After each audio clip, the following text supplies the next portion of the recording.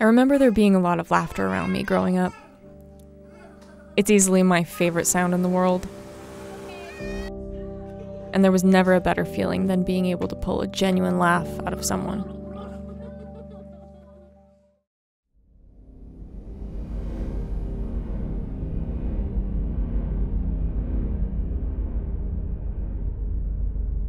Memories are tricky things.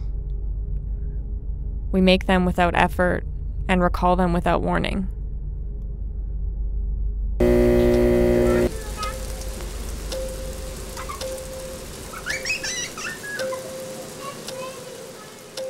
I read somewhere that the brain doesn't store trauma the same way it stores other memories.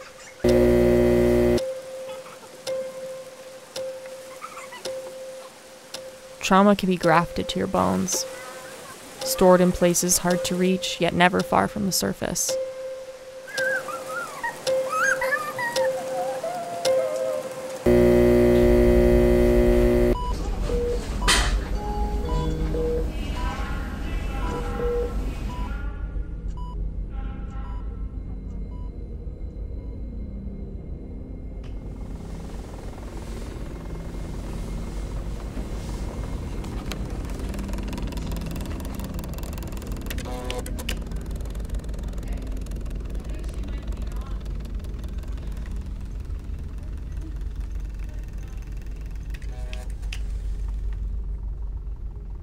I don't remember consciously deciding that my childhood was over at the age of 10. But suddenly, there I was, surrounded by more adults than kids my own age. And all of them were calling me strong and brave.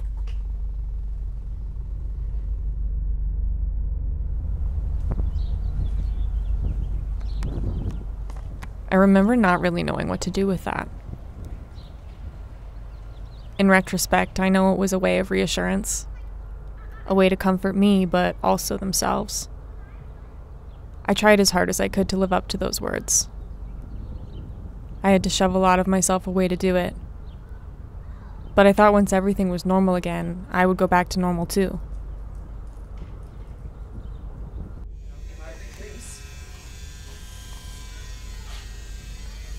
Over the span of 2 long years, I became aware of just how paper-thin the line between guilt and grief truly is.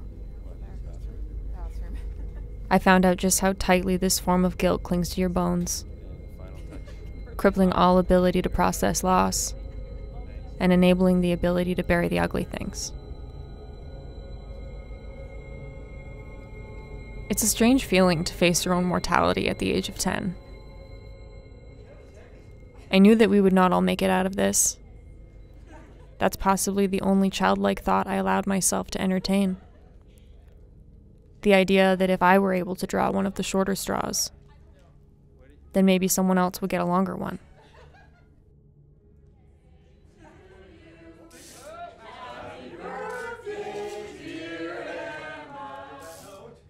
I was handed my good health back to me at 13 years old, but I felt anything but normal. I felt so out of place and so full of emotions that I didn't understand. I couldn't control what happened to me, and I couldn't control how I was feeling.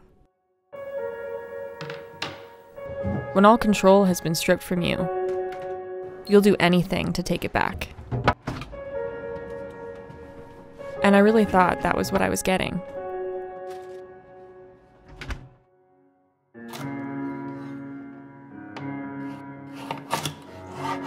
I couldn't control my thoughts or my feelings, but I could control what I put into my body.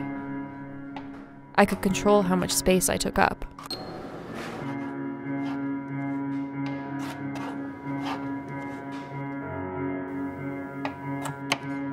It sort of felt like if I could shrink myself, then I could also shrink what was going on in my head.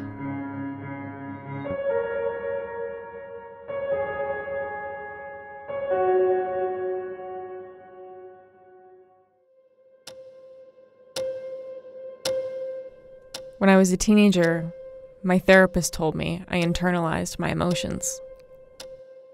I knew as soon as I heard it out loud that it was true. My brain had developed its own filtration system to protect itself and feel in control.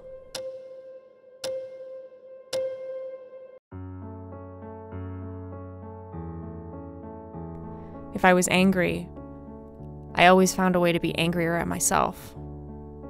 If I was sad, I always found a way to blame myself.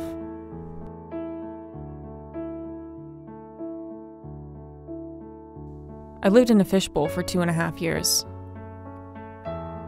Everyone knew what was happening to me, but nobody actually knew what I was feeling.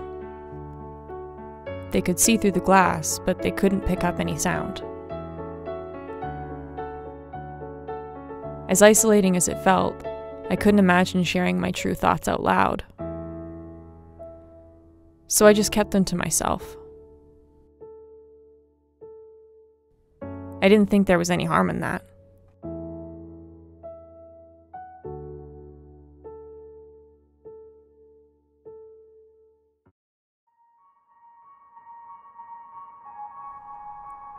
But all the feelings stuck with me. All of the anxiety and sadness and anger stuck with me, and it felt like my fault. Sort of like I'd missed a step in getting better. I must have done something wrong, because I was supposed to feel happy and over the moon with gratitude. But I just felt so tired.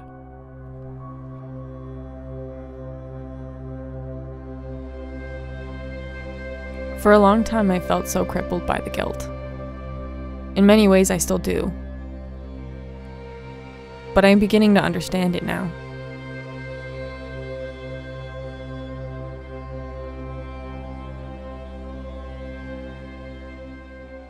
Crossing the invisible finish line that is surviving left me with so many questions. Why did I get to stay? I'm not special. How could I possibly celebrate when others didn't get to? It's one thing to feel that guilt, but it's another to allow that guilt to grow so much that it infects every aspect of you. Before you know it, everything is tainted. You feel undeserving of even the most basic things. You start wanting to shrink away because it's all just too much.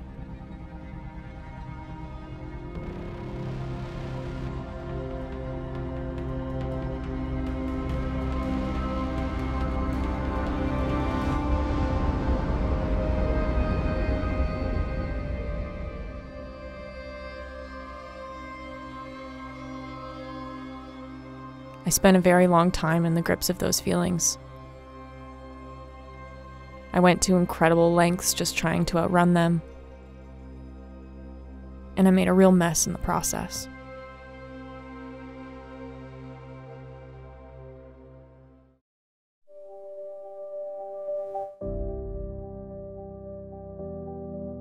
I know now that I have to acknowledge that 10-year-old girl.